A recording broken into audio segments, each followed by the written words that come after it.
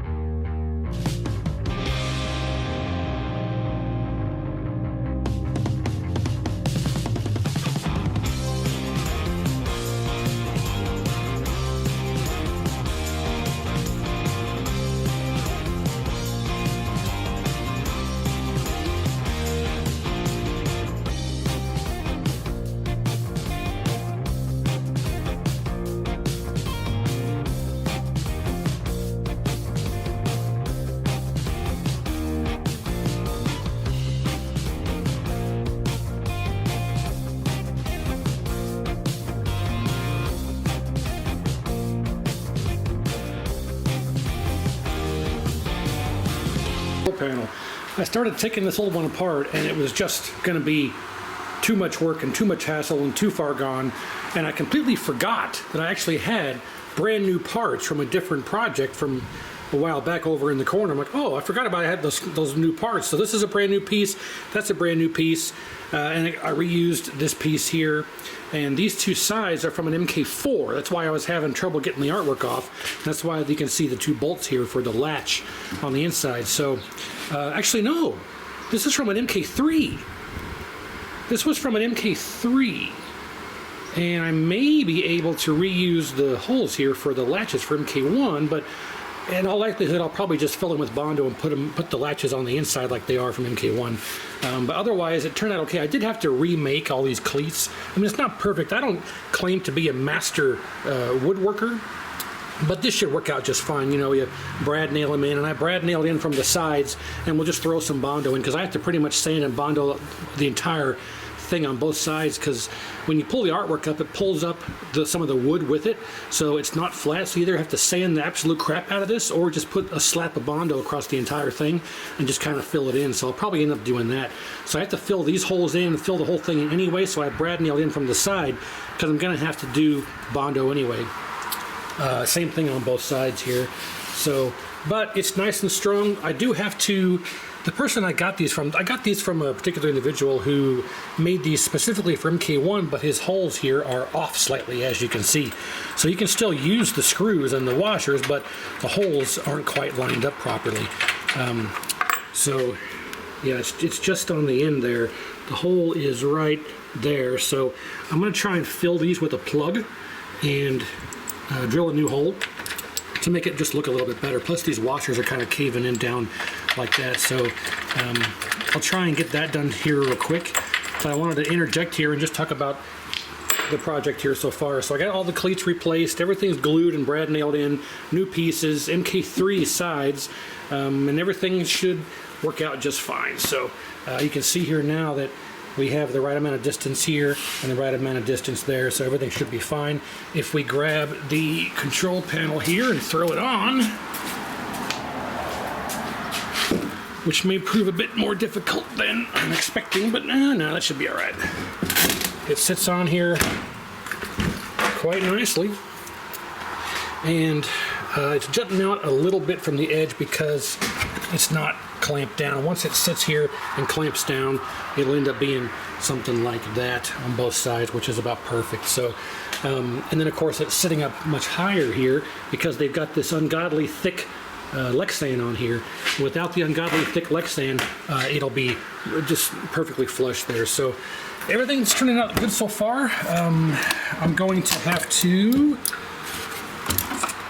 set this down here for now. But I'm going to have to try and plug these holes and drill new holes for those to make this just be a bit better. But that's going to be the last step, and then I'll go through and Bondo and sand and paint and all that jazz with this. And the process that you're going to see me do for the control panel is the same process I used for the side art. So you can apply that to your knowledge. Because of that missing footage in part one, we didn't get to show that, but I'll be able to show it on the control panel, and you'll see the idea and the premise of that. So just apply what you see here to what I did to the sides, and that'll be good. So I'm going to get these holes filled and get some new holes drilled, and we'll get everything else done with this and see where we're at from that point.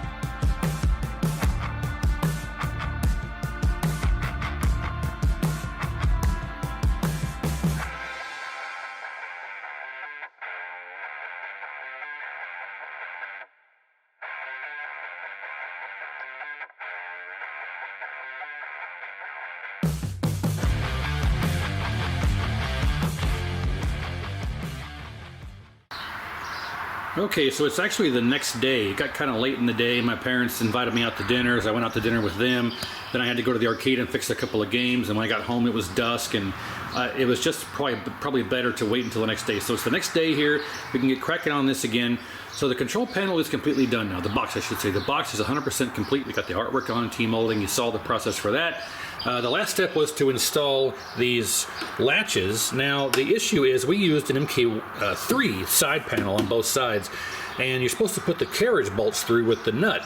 Well, we filled those holes in on these, so we couldn't do that. So in this instance, what you do is you take you put some wood glue in those holes, and then put some toothpicks in there. Stuff a bunch of toothpicks in there till it's nice and I don't know where we can't get any more in. Put as much in there until you can't put any more in there, then cut them off flush with some cutters, and then you got some brand new wood material to work with to screw these in. That's what I did, and they're rock solid. No, they go nowhere. So that's the procedure. If you ever have a hole that's too big for a screw, or the screw is spinning and it's in wood, stuff some wood glue in there with a bunch of toothpicks, and you got some brand new wood material to work with, and it works out great. So, yep, that's what I did for both sides. So these are nice and secure and rock solid, and these holes here line up exactly to the micron on the MK3 holes, line up exactly to the micron where the MK1 original screws went for these brackets. So I didn't have to do any measurements or aligning. It went right back on in the same spot, good to go, as where they were on the MK1 panel. So that being said, of course you saw the procedure here. I got the plugs installed for these holes here that are misaligned, and so the reason this is happening is because the person that makes these reproduction MK1 boxes, his measurements aren't accurate, and that's what causes these gaps here. Now you may have seen these gaps when I was doing the work, and you thought to yourself, what is this idiot doing? He can't line up anything. Well, I'm not a master woodworker by any stretch of the imagination. However, the reason for this is because these pieces aren't the right measurements. This piece here isn't the right measurement either. It should be about let's say a 1/4 inch gap between this piece and that piece. I forgot to put that gap in there, and the result for that is that instead of the control panel sitting a little bit back, it sits flush. So now the edge of the control panel sits flush with the edge of the side, which it shouldn't do that, but it's not the end of the world. I mean, you probably wouldn't have even ever noticed if I hadn't said anything once I get the panel in here, but I notice it, and you may notice it against the time killers too when we get that done, but regardless, it's not the end of the world. Other than that, everything turned out great. You saw I got the new cleats made up, everything brad nailed and glued in, and it's dried overnight, and this thing is not going anywhere. So that's all done. As far as the procedure, you saw the visual procedure, but what I use is this 1-2-3 primer all-in-one to prime it. So you saw, you take the original artwork off, you apply all the Bondo, and then I use, for the control panel, because I had to use so much Bondo, I used 2 passes of 60 grit. Now on the cabinet, doing the side art, I did 80 grit. But on the control panel, because of all that extra Bondo I had to slap on there, I used 60 grit. So 2 passes of 60 grit, 1 to get rid of all the Bondo, 1 to make everything nice and flat. Then I used 2 passes of 320 grit to make everything nice and smooth as a baby's bottom. Then you saw after that, we got all the artwork on and that whole procedure there. So with that being mentioned, I'm going to pull this control panel back off. Then we're going to do a full vacuuming and cleaning and everything of the inside of the cabinet. Then we're going to tackle installing the 4 wires that need to go into the extra pins that I mentioned on the Jamma harness in part 1.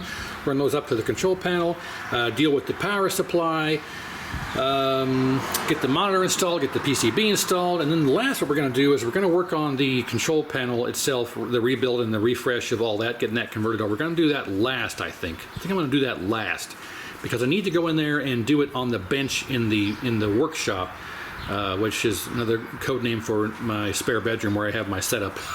So I need to get the camera on the overhead, and we're going to go through and do the entire control panel rebuild on the bench because it's going to be easier than trying to do it here while it's attached to the front here. We don't want to damage this up, so we'll do that last. So we're going to get all that done. Let me get the panel back off. We'll get the shop back over here. We'll start cleaning all the inside of this cabinet all up, and then we will kind of go from there and see how it pans out.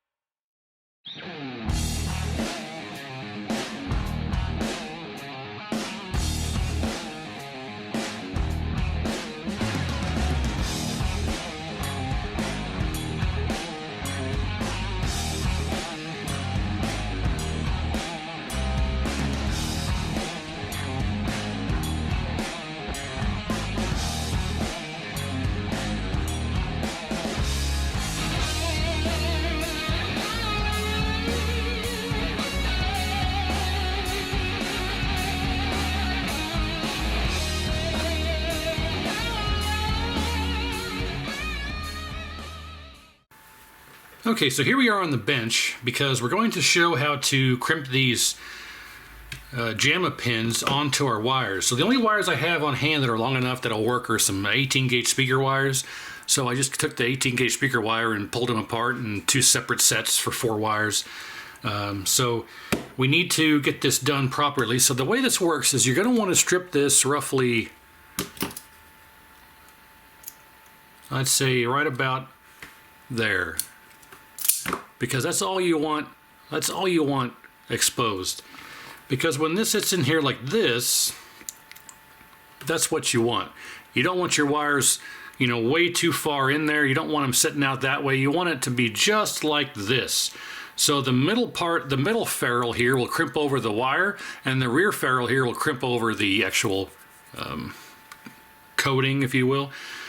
So before we do that, now that we've got it stripped, we have to use our Molex crimpers here and put this into this location, roughly like that, because we're using 18 gauge. Then you bring this down and you stop it roughly after the first click. There, first click. Then we'll put our wire in here to where our shielding is just inside that second ferrule, roughly there, and then crimp this down, and this should look factory fresh, just like that. You couldn't ask for a better turnout on that. Textbook perfection. So that's how that works. So now we have to repeat that process 3 other times here. And forgive my dirty hands and nails because I've been out there working on that machine for 2 days and paint and all other kinds of stuff. Okay, there's one. Somehow I can't grab the other one, so here's one. Get out of here. Where's the next one? They're all bunched up on each other. Okay. Number 2 here. Roughly like that.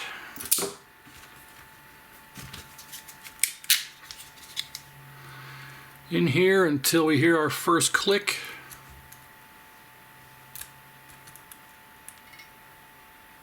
Try and keep it aligned in there. First click. Right there. And again, perfect. So 2 for 2.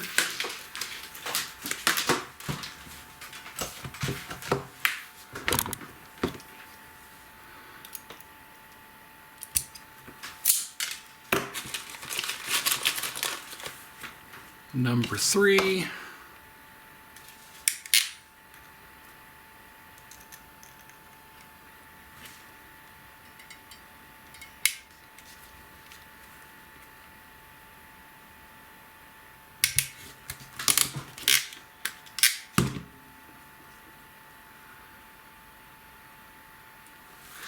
Three for 3, and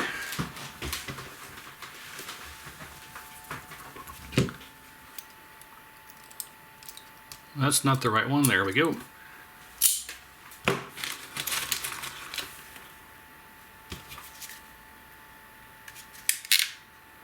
I'm gonna have to do this again for the time killers, but that's no big deal. All right, first click. Right there. Boom. 4 for 4. Okay, so that's done. Now I want to talk about the power supply. So, let's set these aside. So this is the power supply that was in the cabinet. Now this has a striking resemblance to the actual Peter Chow here, in the fact that they appear of the same vintage, and it even has the same text here.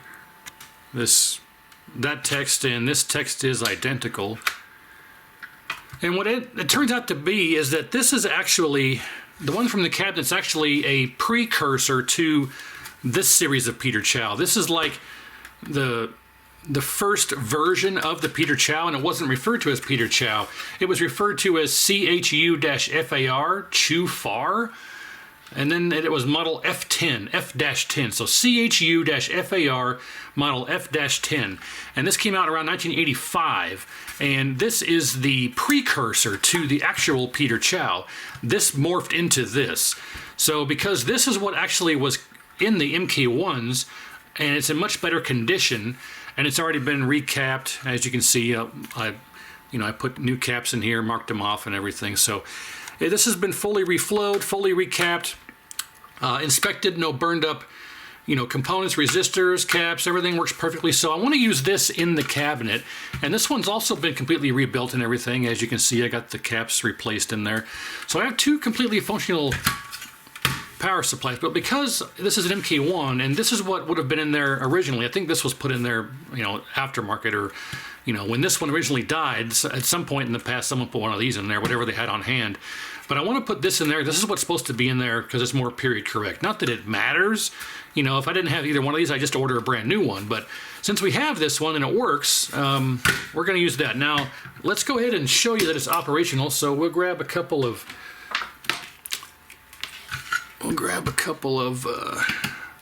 alligator clips here and clip on to the 115. There we go. And we'll use a monitor connector here just to kind of shove these into. That'll work. Now I want to turn this on. The LED should light up. I don't know if you could tell, but it lit up. It's lit up. And if we go to meter here, volts DC, we should have between ground and 5 volts, 5.1. I want to go about 5.15 because without a load it's a little bit higher. So 5.15 should be somewhere around 5 volts at the actual PCB.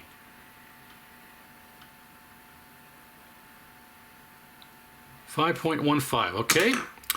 Now 5 volts is good. Negative 5, 4.4, which is totally normal. The negative 5 volts always a bit low, and it's only used for audio circuitry on some PCBs, not all. Like MK1 didn't even use negative 5, so it's not a critical rail. 5 volts and 12 volts are critical rails. So 12 volts, 12.5. And again, there's no load on it, so it'll be a bit lower once we hook it up. So we have a functional power supply. We're going to put that back in the machine. We're going to use this one. So turn it off. All right. Now, with that being said, we're going to go back out to the cabinet and probably go ahead and reinstall this power supply, or reinstall will be this one. We're going to go ahead and install this one. And then I want to get these wires installed, and I need to label them as I put them in there. Not that it really matters, I guess, because we can just plug them up to a button and push it and see what it does, but probably just go that route. So we'll get these wires installed and routed through and zip tied up and get the harness dressed out, get the power supply installed. And yeah, I think at that point we'll get the PCB installed, then we'll get the monitor installed. We'll make sure everything powers up and operates, and then we'll finish the control panel last and call this project done.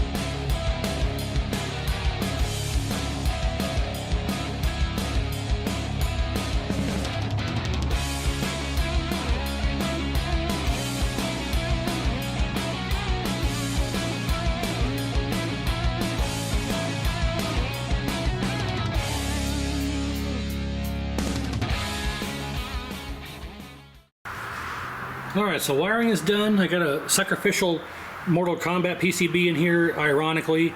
That board has reset issues, randomly resets, never was able to figure it out, so I keep it as a test board for testing situations like this and on the test bench and stuff. So verified voltages are good at the Jamma harness. Got the PCB mounted, everything's routed and tied up and secured. Monitors installed, got the correct connection on here, and the ground's going to the frame.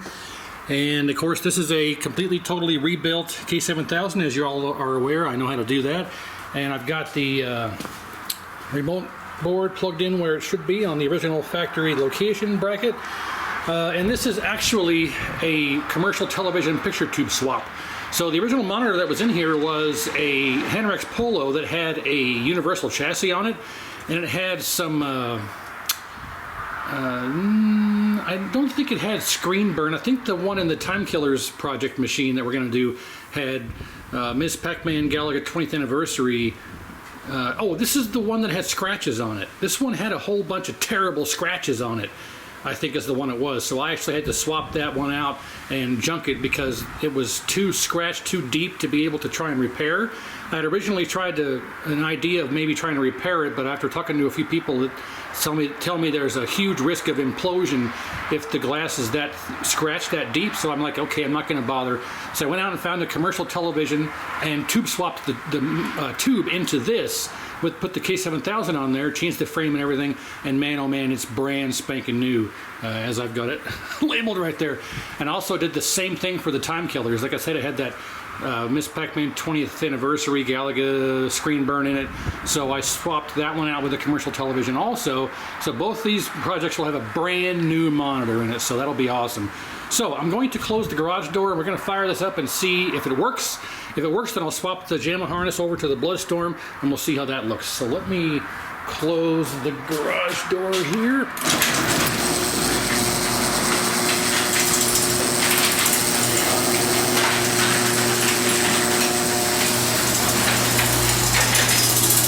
And here we go. Okay, monitor come on. Just fine. PCB's got lights and it works. Okay, so we need to turn this off. And I'm going to swap, let's turn the light on here. I'm going to swap out this board with the Bloodstorm. Hook it up the right way, and easier said than done. I might have to switch my other hand here. Okay. Oh. Man, that was a chore and a half. Okay. Hooked up properly, all the voltages are good, we know everything's working, so here we go. Power on. Oh, let's turn the light off. Nice.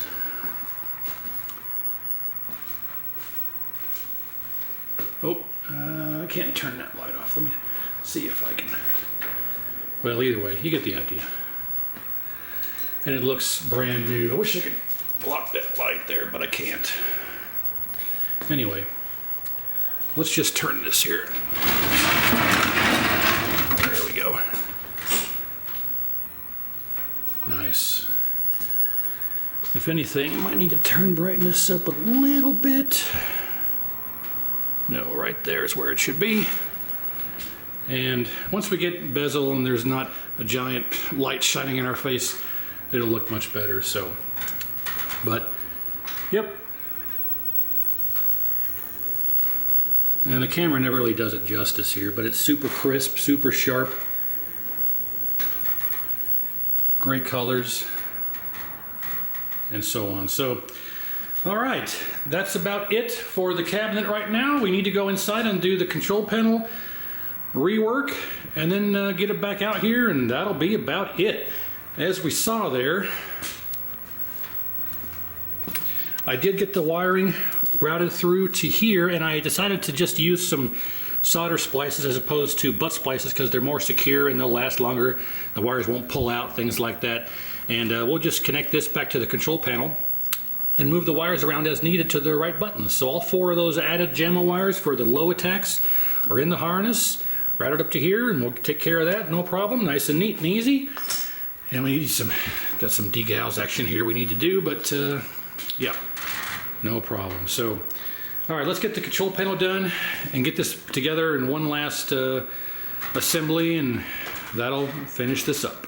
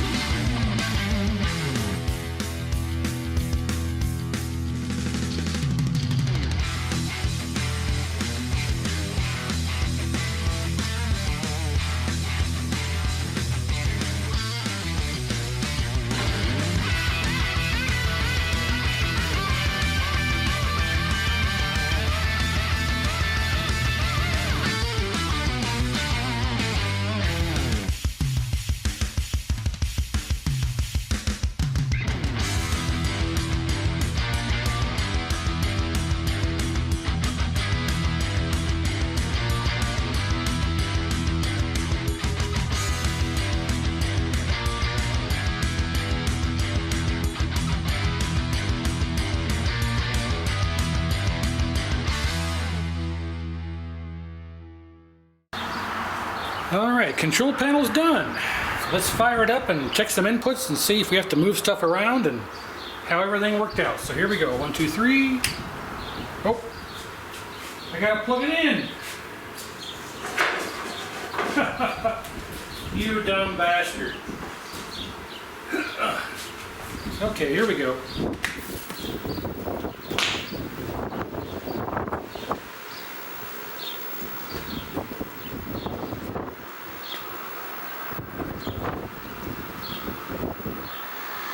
All right, should be able to hit the switch here. All right.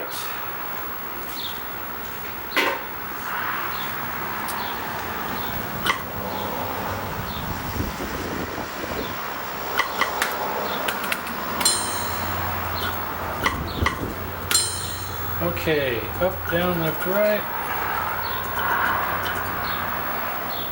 I'm going to close the garage door here.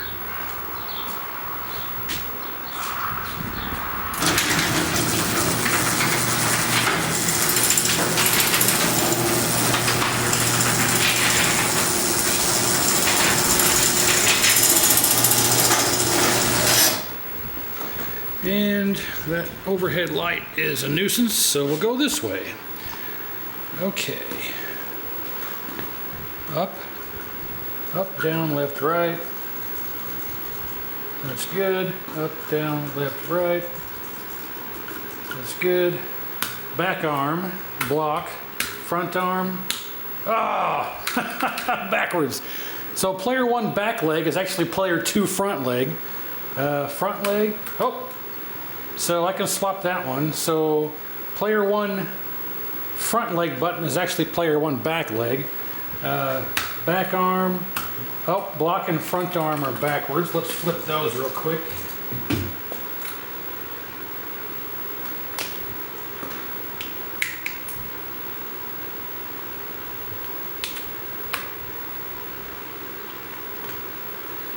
And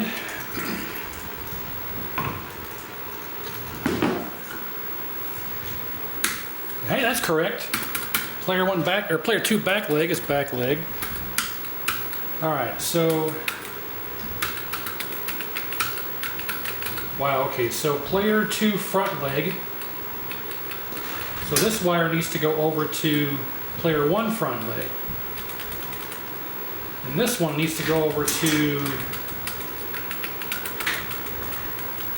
okay, so we can swap these two here.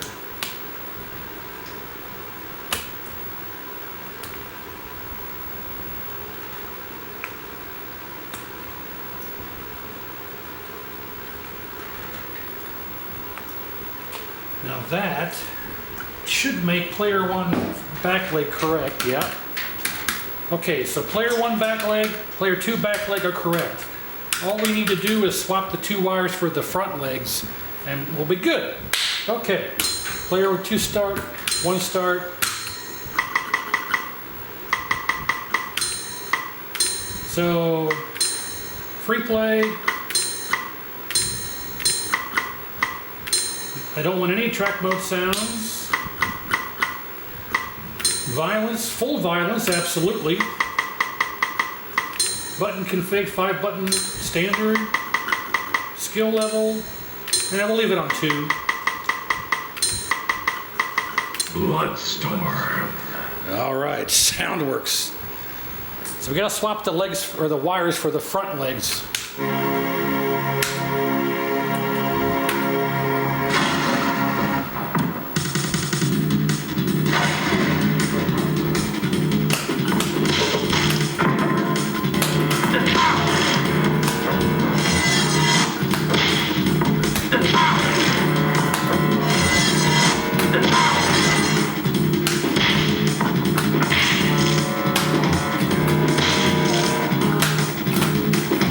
You gotta press all 5 buttons to do the decapitation when they're dizzy, but I don't have a front leg.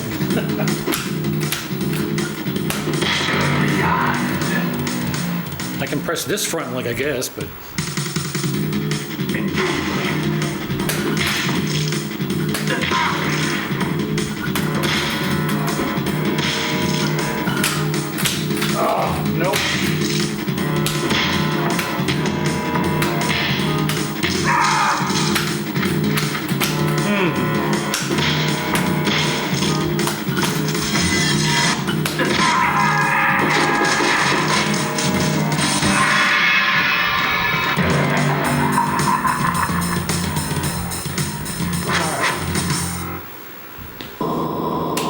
Well, okay, we need to swap the wires for the two front legs, which I can do.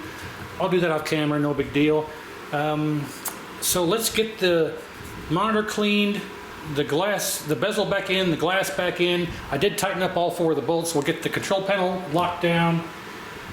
And I think, guys and gals, I think that's it. I'm gonna grab a couple of locks and get some locks installed. But otherwise, I think that's gonna be it. So let's get that done and see how that goes.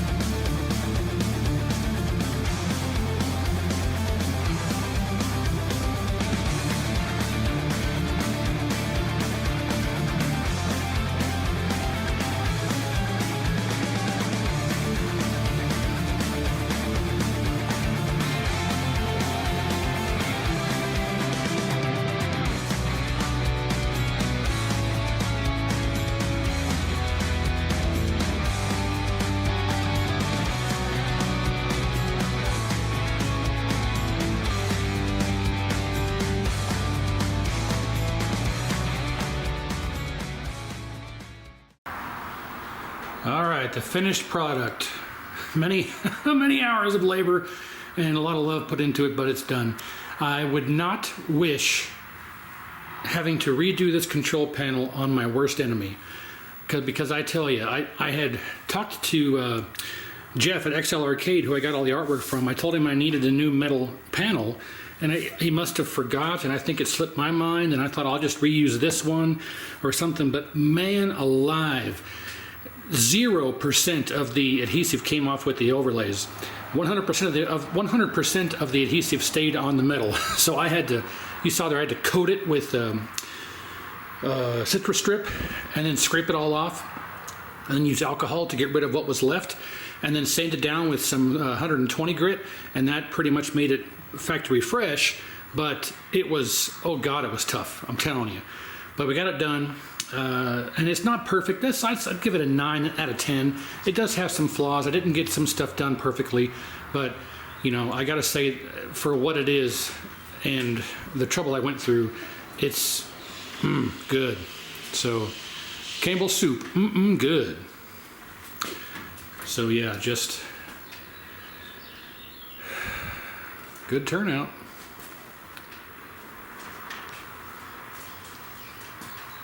I did get the buttons swapped, so I'll show you that here shortly. I do need to get a couple of locks, except for the 2 locks I need to put in there. It's good. And the coin door lights do work, but they're regular incandescent bulbs. I'll put some LEDs in there, so those do operate. I'll put some LEDs in there when I put the locks in there, but other than that, it's done. So, yeah, let's get some light on this side. There we go. So, yep.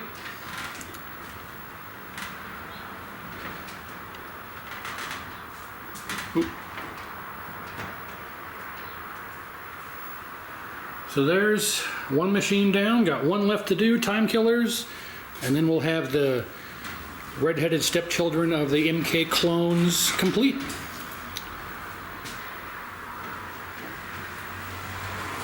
The pair that you must have, if you have one, you got to have both. You can't have one and not the other. So, yeah. And again, I designed this bezel from scratch, like I do all the bezels, and modified it from a 19-inch dynamo to fit on the 25 monitor. So, yeah. And I got the control panel latched back down. So, yeah, let's go in the menu, and I got to clean up all this mess. Let's go in the menu here one more time. We can test all the controls.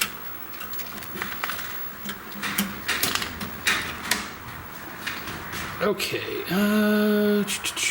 system tests. And player control test. All right, so I can't get this all in the frame here, but okay, back arm, block, front arm, back leg, front leg, back arm, block, front arm, back leg, and front leg. Up, down, left, right. Up, down, left, right. Start, start. I can't do it with one hand here. There we go. Oop. Exit test and exit. Bloodstorm. Okay. And, yeah, except for the locks and change the LEDs out, this puppy's done. So thanks very much for watching. Make sure you like, share, and subscribe, and comment down below if you're not already subscribed or whatever, and all that jazz. But yeah.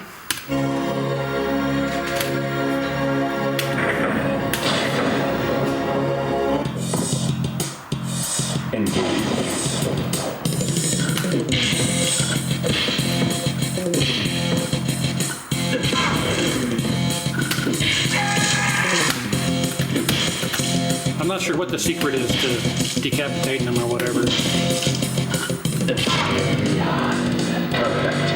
I know on Time Killers you press all 5 buttons at the same time, but it doesn't seem to work on Bloodstorm. Anyways, so monitor is fantastic. Everything is great. So again, I appreciate it. And stay tuned for the Time Killers project, because hopefully it goes as well as this one, and then we'll have both together and be rocking the MK clones.